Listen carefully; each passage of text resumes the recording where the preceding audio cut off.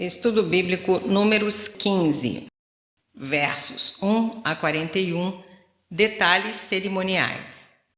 Instruções anteriores, Levítico 2, versos 1 a 11, referentes às ofertas de manjares, cereais, não dão quantidades exatas. Temos agora uma passagem especificando proporções exatas, Levítico 23, 13. Antevendo o tempo quando o povo comeria do alimento de Canaã, o Senhor deu instruções para que se fizesse uma contribuição simbólica das primícias dos seus produtos, ofertas alçadas.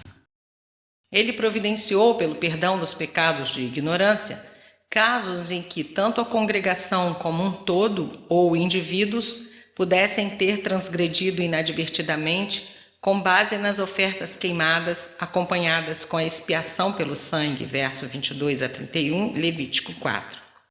Mas ele também esclareceu que, se um homem agisse com más intenções, atrevidamente, devia ser desligado do povo, levando à sua própria iniquidade.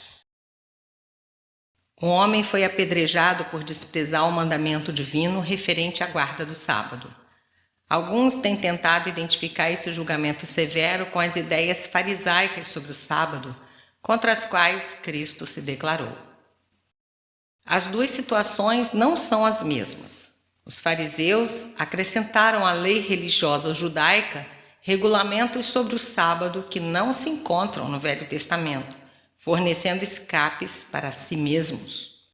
O Senhor do sábado ensina que a lei do sábado foi planejada para o prazer espiritual do homem e para a satisfação de suas necessidades mais profundas. Em nenhum lugar a Bíblia assume uma posição leviana para com a transgressão deliberada de algumas das leis de Deus. O capítulo termina com uma declaração de valor psicológico, versos 37 a 41. Os israelitas deviam prender borlas feitas de fio azul nas barras ou nos cantos de suas vestes, como lembretes de que deviam guardar todos esses mandamentos. Deuteronômio 22, 12. A regularização do culto ao Senhor no que diz respeito às leis das ofertas, dos sacrifícios pelos pecados por ignorância, a punição, a violação do sábado e a lembrança das ordenanças através das borlas memoriais. Nota homilética. O 15º capítulo nos ensina 1. Os tristes resultados da desobediência de um membro do povo de Deus, versos 32 a 36. 2. Enfaticamente que deve-se aderir a todas as instruções de Deus. 3. Que horrível coisa é cair nas mãos do Deus vivo, Hebreus 10, 31. Isto se vê nos versos 32 a 36. 4. 3 princípios da vida cristã, que são a memória, o testemunho e a obediência, e se ilustram nos versos 37 a 41. O crente é um homem marcado, Gálatas 6, 17. Verso 2. Quando entrardes na terra. Uma afirmação do propósito divino em fazer o povo possuir a terra prometida.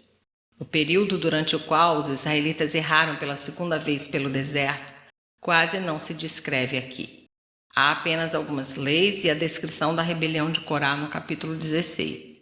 Esses anos não faziam parte do plano de Deus para com seu povo, e temos que procurar muitos trechos da Bíblia para saber a história desse período. Deuteronômio 8, versos 2 a 6, 29, de 5 a 6, Josué 5, de 4 a 8, Ezequiel 20, versos 10 a 26, Atos 7, 42 e 43. Aquela velha e impenitente geração pereceria no deserto, mas seus filhos possuiriam Canaã. Nota-se nessa expressão um otimismo de confiança, um encorajamento da fé e uma prova da misericórdia de Deus. Versos 5 e 6. Para cada cordeiro, para cada carneiro.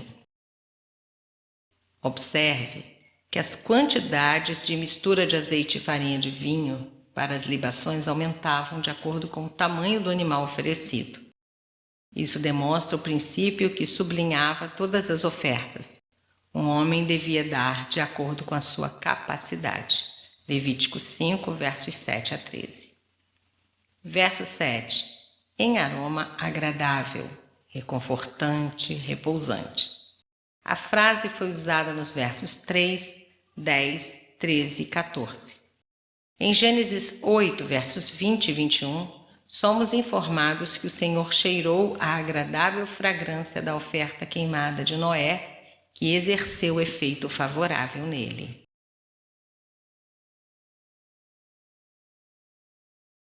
Verso 11. Essas leis apontam para a época na qual o povo de Israel terá sua moradia na terra prometida. Já foram promulgadas para mostrar ao povo que as promessas de Deus são firmes e ainda que aquela geração morra no deserto, a palavra de Deus dura para sempre. Verso 2, Isaías 48. Verso 14. Algum estrangeiro. O pensamento normal entre os judeus é que essas pessoas não pertenciam ao povo de Israel, mas sim, por vários motivos, quiseram tentar sua sorte aventurando-se com os israelitas. Entre eles haveria alguns filhos de casamentos mistos. Levítico 24, 10. Estes são idênticos ao populacho mencionado em 11, verso 4. São os que levaram os israelitas a se queixarem do maná, que era o alimento provindo do próprio Deus, ao ponto de sonharem usufruir prazeres transitórios do pecado. Hebreus 11, 25. Mesmo assim, Deus fez tudo para atraí-los e convertê-los pela sua graça e misericórdia. Romanos 2, verso 4 e 11, verso 17. Verso 15.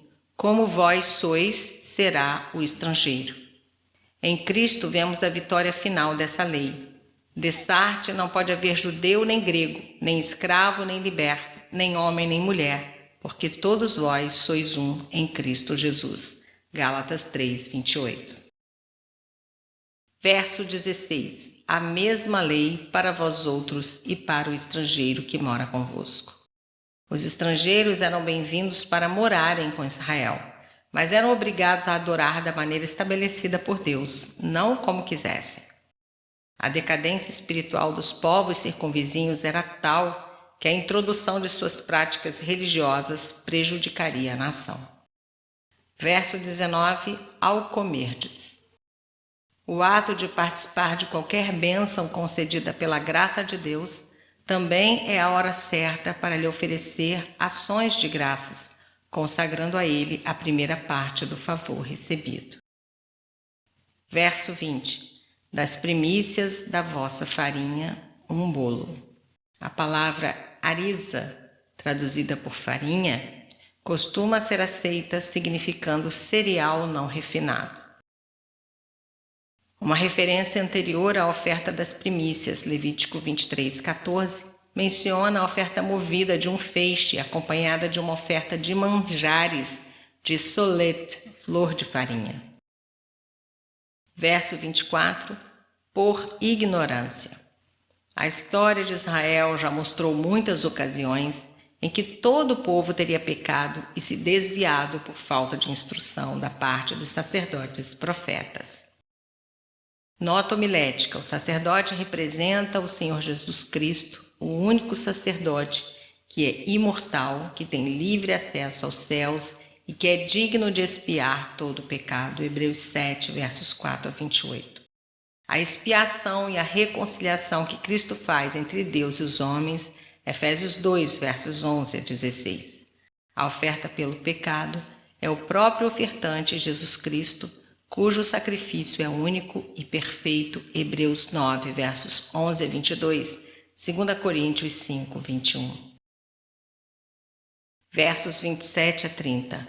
Para os pecados de ignorância há sacrifício e há perdão, mas para o atrevido, contencioso e contumaz não há perdão. Hebreus 10, versos 26 a 27. Tal pecador nem pede perdão.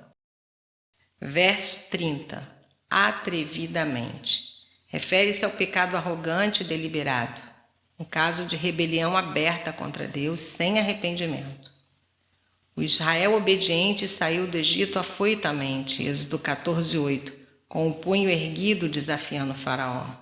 Aqui, os pecados de um Israel arrogante atreviam-se a desafiar o Senhor. Deuteronômio 37, 32, 27 e Isaías 10, 32. Verso 31. Desprezou a palavra do Senhor. Esse tipo de pecado inclui a obstinação, a injúria e a incredulidade. Quem o pratica se insurge contra a palavra de Deus, desacatando aos mandamentos divinos, injuriando o bendito nome de Deus e, pior ainda, desprezando o amor de Deus que se revela na Bíblia inteira. É como o pecado descrito em Marcos 3, 29. Esse pecado não tem perdão. Verso 34, não estava declarado. O povo de Deus já tinha recebido a instrução de que qualquer um que no dia do sábado fizesse algum trabalho morreria. Êxodo 31, 15. Não se dizendo, contudo, como a pena haveria de ser aplicada. A resposta, porém, é que toda a congregação tomaria parte na execução. Verso 35. Porque a violação do sábado significaria o rompimento da aliança entre o povo e Deus, isto é, o sinal de ser Israel o povo de Deus. Êxodo 31, versos 16 e 17. Verso 36. E o apedrejaram, e ele morreu como o Senhor ordenara. Os lábios de Cristo descreveram um destino muito pior do que este daqueles cujos corações desprezaram a lei de Deus. Mateus 18, verso 9. Na verdade, este acontecimento do Velho Testamento foi uma lição misericordiosa. Embora tal julgamento não pudesse mudar o coração daquele que foi julgado, evitou que muitos israelitas obstinados desafiassem a Deus. Versos 37 a 41. As borlas memoriais eram borlas ou fitas azuis usadas nas franjas das vestes para ser um memorial dos mandamentos do Senhor, para que jamais sejam esquecidos. É semelhante ao memorial que Cristo deixou à sua igreja, Lucas 22, 19, e passagens paralelas. Em outras palavras, é o dever de todos observar os preceitos do Senhor, para que se tenha uma vida agradável a Deus e abençoada. Verso 39. E não seguireis os desejos dos vossos corações, nem os dos vossos olhos. As borlas eram um lembrete para que não andassem segundo suas próprias más inclinações e desejos, mas a que seguissem os mandamentos bons e sadios do Senhor.